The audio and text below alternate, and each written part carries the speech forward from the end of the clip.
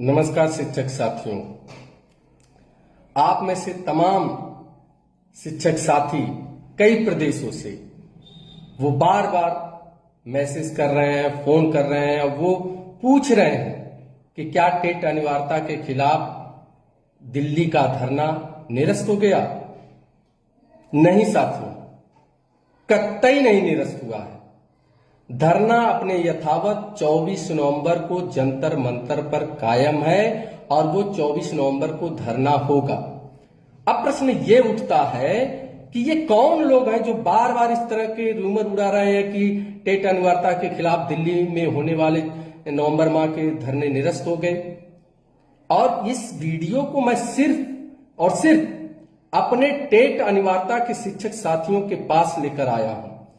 तो हमारे टेट अनिवार्यता के जद में आने वाले शिक्षक साथी बहुत ध्यान से हमारी बातों को सुने। ये आपके अपने अस्तित्व की लड़ाई है।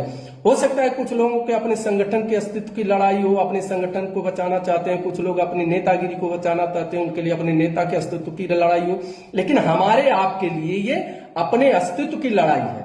इसमें हमें तो आपको गंभीर रहना है, सजग रहना, सतर्क रहना है, पैनी निगाह रखनी है, अपने जागरूक होते हुए दूसरे शिक्षक साथियों को भी जागरूक रहना है। ये कौन लोग हैं जो रूमर उड़ा रहे हैं, हमारे आपके संघर्ष को कमजोर कर रहे हैं, हमारे आपके आंदोलन को कमजोर कर रहे हैं। जरा आप ध्यान से सभी टेट अनिवार्यता के जद में आने वाले शिक्षक साथी, जरा आप अपने इस संघर्ष के पन्नों को पलटिए। जब 1 सितंबर 2025 को ये काला कानून का आदेश आता है, माननीय सर्वोच्च न्यायालय का आदेश आता है कि 2011 से पूर्व के नियुक्त शिक्षकों के लिए भी टेट अनिवार्य रहेगा, क्या बीत रही थी उस समय आपके ऊपर। पूरे देश के ऐसे शिक्षक जो स्टेट अनिवार्यता के जद में आ रहे थे, उनके घर जैसे मातम पसरा हुआ तो वह अवसाद में जा रहे थे। उस समय राहत की सांस लेकर, राहत की बात लेकर कौन आया है। आज आप जोड़ लेंगे 1 सितंबर 2025 से लेकर आज लगभग 65 दिन हो गए। इस 65 दिन के संघर्षों में आपके साथ कौन कदम से कदम, कंधे से कंधा मिलाकर चला है। जरा आप उन पन्नों को पलटिए।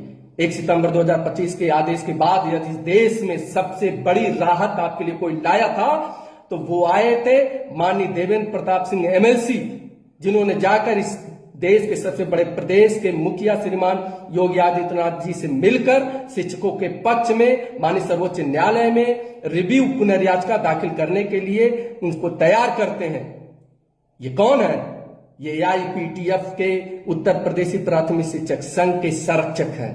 ये AIPTF की देन थी, ये उत्तर प्रदेशी प्राथमिक शिक्षक संघ की देन थी कि जिन्होंने अपने संरक्षक के माध्यम से माननीय मुख्यमंत्री जी के पास संदेश भिजवाया और उनको शिक्षकों के पक्ष में खड़ा होने के लिए 13 सितंबर को ही मुख्यमंत्री के आवास पे जाकर उनसे मिलने का कार्य किया था।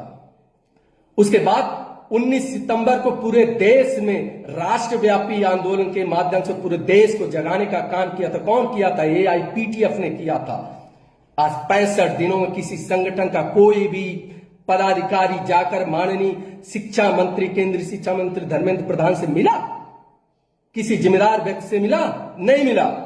वो भी काम अगर किसी ने किया तो आपके AIPTF के राष्ट्रीय अध्यक्ष श्रीमान वासवराव गुरकर जी और राष्ट्रीय महासचिव श्रीमान कमलाकांत त्रिपाठी जी, जो जाकर बेंगलुरु में जाकर माननीय धर्मेंद्र प्रधान जी से मिलकर उनसे अपने शिक्षकों की पीड़ा को बात बताते हैं। और अभी पिछले 3 नवंबर को AIPTF की बिहार इकाई के प्रदेश अध्यक्ष श्रीमान जयराम शर्मा जी अपने प्रतिनिधिमंडल के साथ जाकर बिहार की राजधानी पटना में भारतीय जनता पार्टी के कार्यालय में केंद्रीय शिक्षा मंत्री माननीय धर्मेंद्र प्रधान जी से जाकर मिलकर स्टेट अनिवार्यता के काले कानून के खिलाफ विस्तृत वार्ता करते हैं और शिक्षकों को पीड़ा से उनको अवगत कराते हैं। जहां माननीय धर्मेंद्र प्रधान जी ने स्पष्ट कहा कि AIPTF के राष्ट्रीय अध्यक्ष वासवराव गुरकर जी और राष्ट्रीय महासचिव कमलाकांत त्रिपाठी जी ऑलरेडी इस पर मिल चुके हैं और हमारी सरकार इस पर विचार कर रही है। चूंकि मामला सुप्रीम कोर्ट में है इसलिए हम सार्वजनिक रूप से कमेंट नहीं कर सकते हैं। ये कौन किया है? कोई संगठन था जो आपकी लड़ाई को लड़ने के लिए इतनी शिद्दत से इतना रिव्यू पुनर्याचिका में डालने वाला पहला संगठन कौन था? अखिल भारतीय प्राथमिक शिक्षक संगठन था। सुप्रीम कोर्ट से लाइव होकर पूरे देश के शिक्षकों को राहत की सांस देने वाला, राहत प्रदान करने वाला काम किसने किया था? अखिल भारतीय प्राथमिक शिक्षक संगठन की टीम ने किया था। 5-5 रीट तैयार कर माननीय सर्वोच्च न्यायालय में कौन जा रहा है? अखिल भारतीय प्राथमिक शिक्षक संघ जा रहा है। आप किस मुगालते में हैं? किनके चक्कर में पड़े? ये कौन लोग हैं बार बार जो शिक्षक संघर्षों को, आंदोलनों को कमजोर करने का काम करते हैं? इसलिए हमारे टेट अनिवार्यता के जद में आने वाले एक एक शिक्षक साथियों से मेरा विशेष निवेदन है, ये राजनीति करने का समय नहीं है।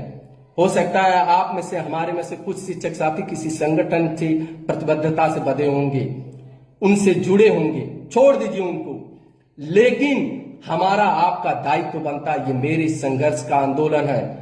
जो भी संगठन आपके इस आंदोलन को आगे बढ़कर लीड कर रहा है, हमारी आपकी जिम्मेदारी है, जवाबदेही है कि उस संगठन के साथ कंधे से कंधा मिलाकर उसके साथ इस संघर्ष में पूरी ताकत के साथ जुटा जाए।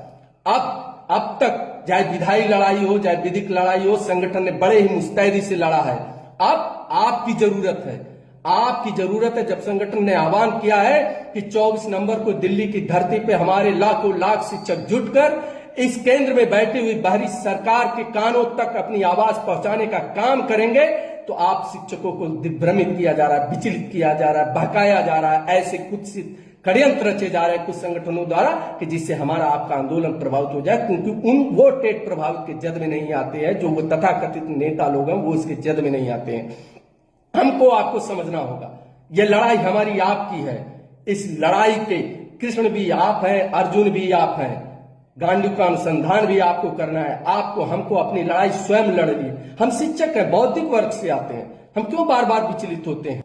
इसलिए बिना विचलित हुए एक एक शिक्षक साथी अपने दूसरे शिक्षक साथियों को जगाते हुए 24 नवंबर के धरने में दिल्ली अवश्य पहुंचे, क्योंकि ये संख्या बल ही है जो आपके आंदोलन को एक दिशा देगी और इस आंदोलन से केंद्र की सरकार मजबूर होगी कि वो इस काले कानून को वापस ले, आरटी एक्ट में संशोधन करे और 2011 से पूर्व नियुक्त शिक्षकों को स्टेट अनिवार्यता काले कानून से मुक्त करे। तो पुनः आप सभी शिक्षक साथी एकदम आश्वस्त रहें और एकदम भ्रमित न हो, क्लियर रहें कि 24 नवंबर को टेट अनिवार्यता का दिल्ली में धरना प्रदर्शन है, जिसमें पूरे देश के लाखों लाख शिक्षक आएंगे। अब ये आपकी जिम्मेदारी है कि आप अपनी लड़ाई लड़ने के लिए, अपने हक की आवाज बुलंद करने के लिए